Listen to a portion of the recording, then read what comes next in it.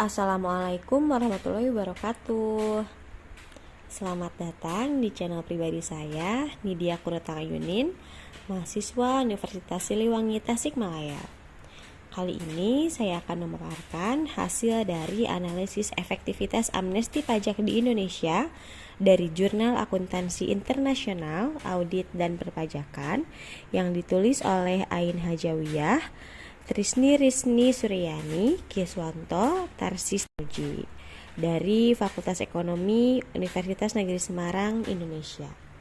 Rendahnya penerimaan pajak Indonesia disebabkan oleh maraknya penghindaran pajak dan penggelapan pajak, serta ekonomi bawah tanah yang menyumbang 8% dari PDB menurut Samuda 2016. Amnesti pajak adalah kesepakatan waktu terbatas bagi sekelompok wajib pajak tertentu untuk membayar sejumlah tertentu atau biaya pelunasan dengan imbalan atau yang disebut pengampunan dari kewajiban pajak mereka, termasuk bunga dan denda, dari masa pajak sebelumnya tanpa takut tuntutan pidana. Rendahnya penerimaan pajak disebabkan oleh tingginya jumlah aset yang ditempatkan di luar Indonesia untuk menghindari pajak dalam negeri. Sebagian besar aset ini ditempatkan di negara-negara dengan tarif pajak yang lebih rendah atau bahkan tarif pajak nol, atau biasa disebut negara surga pajak.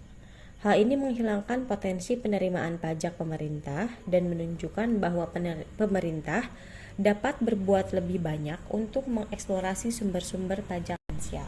Tujuan pengampunan pajak Indonesia yang dinyatakan adalah untuk memperluas basis pajak, menghasilkan pendapatan jangka pendek, dan meningkatkan kepatuhan wajib pajak.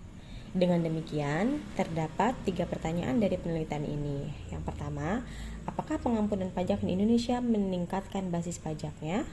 Yang kedua, apakah pengampunan pajak di Indonesia meningkatkan penerimaan pajak dalam jangka pendek? Dan yang ketiga, apakah pengampunan pajak berpengaruh terhadap kepatuhan wajib pajak?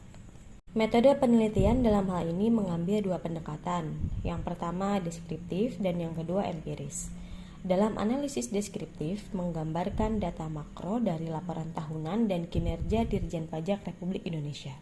Dengan menggunakan data ini, diuji pengaruh amnesti pajak terhadap basis pajak negara, penerimaan pajak, dan kepatuhan pajak.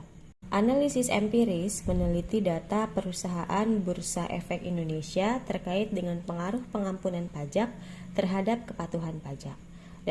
Data sekunder dianalisis menggunakan regresi panel dengan software STATA. Populasinya adalah perusahaan non-keuangan yang terdaftar di Bursa Efek Indonesia selama periode 2013 hingga 2018. Pada tabel 3 menunjukkan bahwa pengampunan pajak Indonesia mencapai hampir 4,884 triliun rupiah atau 98% dari target kekayaan yang diumumkan. Kekayaan yang dideklarasikan ini terdiri dari aset repatriasi yang hanya mencapai 15% dari target, sedangkan deklarasi dalam dan luar negeri mencapai 118% dari target. Kekayaan yang dipulangkan masih jauh dari target yang ditetapkan. Deklarasi kekayaan sebagai persentase dari PDB Indonesia dan biaya penebusan yang dikumpulkan relatif terhadap PDB-nya adalah yang terbesar yang dihasilkan dari pengampunan pajak di dunia.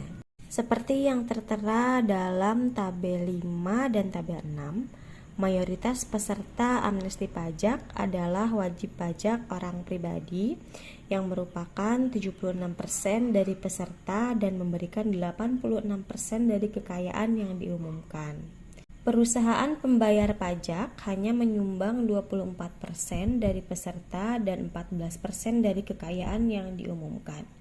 Hal ini menunjukkan bahwa masih banyak kekayaan yang tidak dilaporkan di kalangan wajib pajak swasta di Indonesia. Pada tabel 10 menunjukkan bahwa coverage ratio meningkat dari tahun 2012 ke tahun 2017. Namun pertumbuhan rasio menurun dari tahun 2013 hingga tahun 2016. Terjadi peningkatan yang signifikan pada coverage rasio pajak pada tahun 2017 dari 60,82% menjadi 72,64%. Tabel 11 menunjukkan statistik deskriptif untuk variabel. Ada 32 perusahaan dengan nilai tax IM sebanyak 1, yang berarti ada 32 perusahaan sampel yang mengikuti program pengampunan pajak di Indonesia. Tabel 11 ini menunjukkan bahwa rata-rata untuk BTD atau Book Tax Difference dan Perm BTD adalah 0,0053 dan 0,0088. Artinya total selisih pajak buku dan selisih pajak buku tetap adalah 0,53% dan 0,88% dibandingkan dengan total aset tahun sebelumnya. Tabel 12 menyediakan matriks korelasi yang menunjukkan hubungan positif antara pengampunan pajak dan kepatuhan pajak. Pada tabel 13 menunjukkan hasil regresi pengaruh pengampunan pajak terhadap kepatuhan pajak dengan 3 proksi yang berbeda. Yang pertama ada perbedaan buku-buku pajak, kemudian perbedaan buku pajak permanen, dan tarif pajak efektif. Dari sini ditemukan pengaruh signifikan yang positif pengampunan pajak terhadap kepatuhan pajak dalam menggunakan BTD dan Perm BTD. Jika menggunakan ETR, tax amnesty tidak berpengaruh signifikan terhadap kepatuhan pajak. Kesimpulannya, hasil penelitian menunjukkan bahwa pengampunan pajak meningkatkan penerimaan pajak dalam jangka pendek, meningkatkan basis pajak, dan mempengaruhi kepatuhan pajak di Indonesia. Analisis empiris menunjukkan bahwa pengampunan pajak berpengaruh positif terhadap kepatuhan pajak perusahaan yang terdaftar di Bursa Efek Indonesia.